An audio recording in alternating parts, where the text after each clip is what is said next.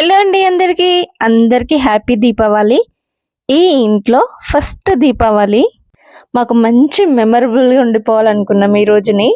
అవును, దీపావళికి నోములు ఉంటాయి కదా, మీరు నోముకున్నారా? నోముల విషయం పక్కకు పెడితే ఆ రోజు చేసే బూరెలు ఉంటాయి చూడండి.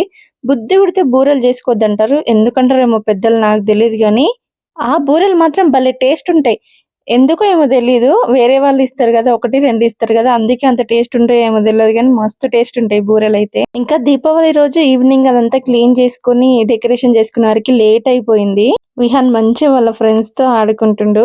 ఆ రోజు ఇంకో మాకు ఒక పెద్ద సర్ప్రైజ్ తెలుసా, మాకు తెలియకుండా మా అన్న మా చిన్నోడి కోసం మస్తు క్రాకర్స్ తీసుకొచ్చిండు. విహాన్ పుట్టినాక ఇది 4th దీపావళి. అంతకు ముందు క్రాకర్స్ కావాలంటే మన చిన్న పిల్లలమా ఎందుకు అనిపించేది. కానీ వీడు పుట్టినాక వీడు వంక పెట్టుకొని ఫుల్ క్రాకర్స్ కాలుస్తున్నా నేనైతే ఈ 4 years నుంచి. అదేంటో తెలీదు, ఏ పండుగ అయినా పబ్బమైనా ఇంట్లో ఆడళ్ళకి పని అస్సలు తీరదు. ఎందుకంటే అన్ని మనమే చేసుకోవాలి కాబట్టి. ఇంకొక విషయం ఏంటంటే, విహాన్ వాళ్ళ ఫ్రెండ్స్ కి మొత్తం మా మామయ్య నా కోసం మస్తు క్రాకర్స్ తెచ్చిండు, గన్నెతోటి మిమ్మల్ని కాల్చేస్తా అని చెప్తున్నాడు అందరికి. ఇంతకు ముందు ఉన్న ఇంట్లో ముందు బాల్కనీ ప్లేస్ మస్తుండే, పెద్ద పెద్ద ముగ్గులు వేసుకున్న ఫ్లవర్స్ తోటి. మీకు లాస్ట్ కి పెడతా పిక్స్ చూడండి. ఇంట్లో ప్లేస్ లేదు ముగ్గేసుకుందామంటే, ఉన్న దాంట్లో ఏదో అట్లా చిన్నగా వేసిన.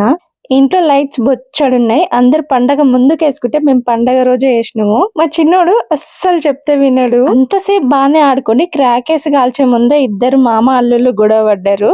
ఇద్దరికిద్దరు కొట్టుకున్నారు. ఫైనల్లీ మా చిన్న ముగ్గు చూసేయండి, ప్లేస్ లేక చిన్నగా వేసుకున్నా.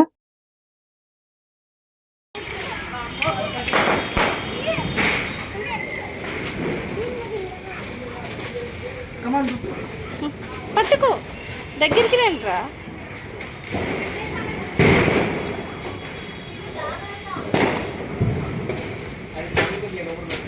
కాళ్ళు జాగ్రత్త.